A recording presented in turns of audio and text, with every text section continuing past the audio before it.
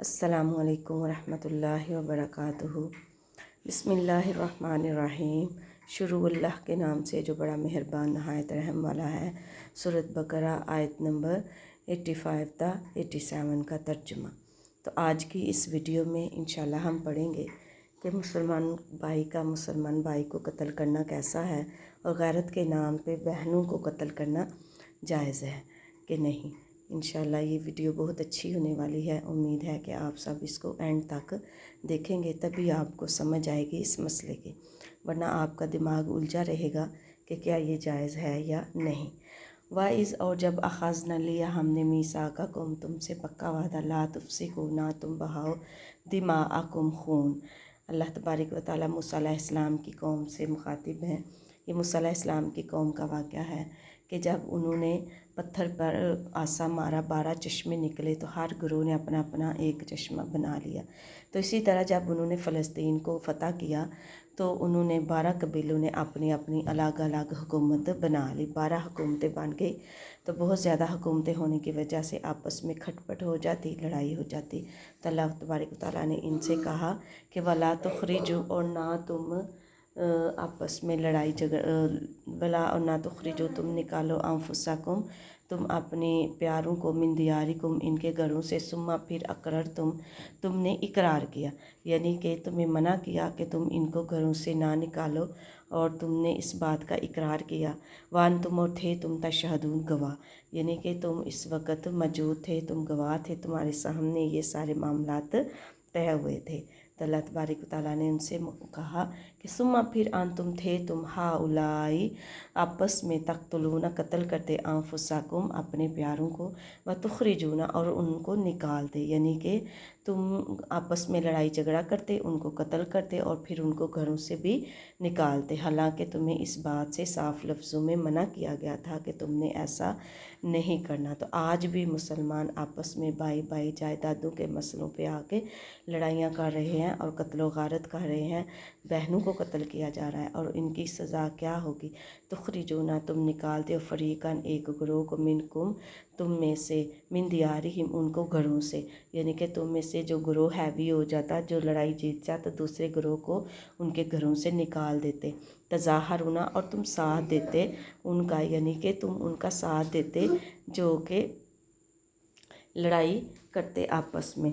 تو اللہ تبارک تعالیٰ کہہ رہے ہیں کہ ایسے لڑائی آپ کو منع کیا تھا، اور پھر بھی آپ نے ان سے زیادتی کی اور ان سے گناہ کیا، علیہم ان پر، بالاسم گناہ کے ساتھ، والعدوان اور زیادتی کے ساتھ، وَإِن یأتوکم اور یہ کہ تم آتے ہو اسرا جو آتے ہیں تمہارے پاس، اسرا قیدی بن کے، یعنی کہ جو قیدی بن کے آتے ہیں، پھر تم ان کے ساتھ کیا کرتے ہو کہ ان کو فدیہ دے کے چھڑانے چلے جاتے ہو۔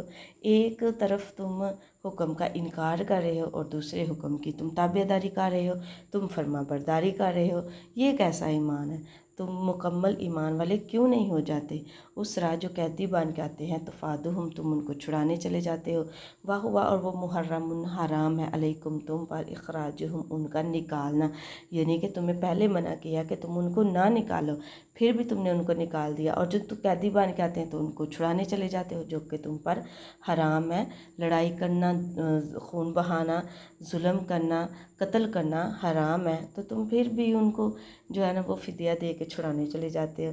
تو ایک حکم کی فرما برداری اور ایک کی نافرمانی کرتے ہو۔ افتؤمنون کیا تم ایمان رکھتے ہو، ببعض الکتاب کتاب کے بعض حصے کا، وتکفرون اور تم انکار کرتے ہو، ببعض بعض حصے کا، یعنی کہ ایک حکم کو تم مان رہے ہو جو کہ فدیہ دے کے چھڑانے والا حکم ہے، کہ جو قیدی بن کے آئے ان کو فدیہ دے کے تم چھڑا سکتے ہو، اس کا تو تم حکم مان رہے ہو، لیکن جو تمہیں کہا ہے کہ تم نے لڑائی نہیں کرنی، قتل و غارت نہیں کرنی، آپس میں جو ہے خون نہیں بہانا، تو اس حکم کا تم انکار کر رہے ہو۔ تو مسلمان آج کے معاشرے میں بھی یہی سب کچھ ہو رہا ہے کہ ایک بھائی دوسرے بھائی کو قتل کرتا ہے، اور تیسرا بھائی جو ہے وہ جو قید ہو کے جاتا ہے تھانے میں، اس کو چھڑانے چلا جاتا ہے، تو گویا وہ ایک قاتل کا ساتھ دے رہا ہے۔ ایک بہن کو غیرت کے نام پہ قتل کیا جاتا ہے تو والدین اس کے مدعی بن جاتے ہیں، اپنے بیٹے کو چھڑا لیتے ہیں۔ فما جزاؤ، پس کیا جزا ہے، من یفعل، جو اس طرح کرے، ذالکا منکم، تم میں سے، الا مگر، خزی، رسوائی ہے۔ اللہ تعالیٰ کہہ رہے ہیں جو قتل کرتے ہیں اور جو قاتل کا ساتھ دیتے ہیں وہ دونوں کیا ہوں گے، رسوا ہوں گے، فی الحیات الدنیا، دنیا کی زندگی میں، والیوم القیامت، اور قیامت کے دن۔ اور اللہ تبارک و تعالیٰ ایسے لوگوں کو دنیا میں بھی اور آخرت میں بھی رسوا اور ذلیل کریں گے۔ یہ دنیا میں بھی نہیں، آخرت میں بھی ان کا حصہ باقی رہے گا۔ اللہ تبارک و تعالیٰ قیامت کے بعد آخرت میں بھی ان کو سزا دیں گے۔ اللہ تبارک و تعالیٰ کہہ رہے ہیں کہ اگر دنیا میں تمہاری رسوائی، ذلت ختم ہو جائے، کیسے؟ تمہاری موت کے ساتھ، تو آخرت تمہاری کیسے ختم ہونی ہے؟ کیا تمہیں اس کی بالکل بھی فکر نہیں ہے؟ یردونا، وہ لٹا دیے جائیں گے، الی اشد العذاب، سخت عذاب کی طرف، وما اللہ، اور نہیں ہے اللہ بغافل، بے خبر، اما، اس سے جو تعملون، تم عمل کرتے ہو، جو تم عمل کرتے ہو اللہ اس سے بے خبر نہیں ہے۔ تم قتل کرتے ہو غیرت کے نام پہ، اللہ خوب جانتا ہے۔ اگر تمہاری اتنی ہی غیرت ہے تو پہلے ہی بہنوں کو شرعی پردہ کیوں نہیں کرواتے؟ اگر تمہاری غیرت اتنی ہی ہے تو پہلے ان کو کیوں خوبصورت ماڈل بنا کے دنیا پہ پیش کرتے ہو، اور جب وہ غلط راستے پہ چلتی ہیں تو پھر تمہاری غیرت جاگ جاتی ہے۔ اولئک، یہی لوگ ہیں، الذین، وہ جو اشتروا، خریدتے ہیں، حیات الدنیا، دنیا کی زندگی کو، بالآخراتی، آخرت کے بدلے، یعنی وہ دنیا میں ناک چھپانے کے لیے، ناک رکھنے کے لیے اپنی بہن کو قتل کر دیتے ہیں، وہ اپنی آخرت کی بالکل فکر نہیں کرتے، اپنی آخرت کو تباہ اور برباد کر لیتے ہیں۔ تو اللہ تبارک و تعالیٰ فرما رہے ہیں کہ ایسے لوگ کیا ہوں گے کہ ان کے لیے کون سا ٹھکانہ ہے۔ اللہ فرما رہے ہیں فلا، پس نہیں، یخفف، ہلکا کیا جائے گا، عنہم العذاب، ان سے عذاب، ولا ہم، اور نہیں وہ، ینصرون، ڈھیل دیے جائیں گے۔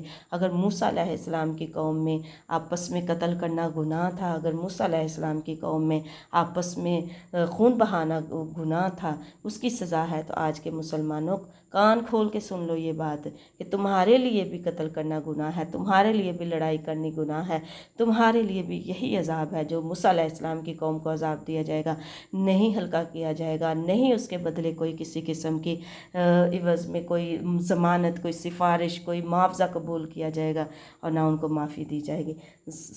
جزاک اللہ خیرہ، وآخر دعوانا الحمد للہ رب العالمین۔ جزاک اللہ خیرہ، السلام علیکم ورحمۃ اللہ۔ اگر ویڈیو اچھی لگے تو اس کو لائک کیجیے، سبسکرائب کیجیے۔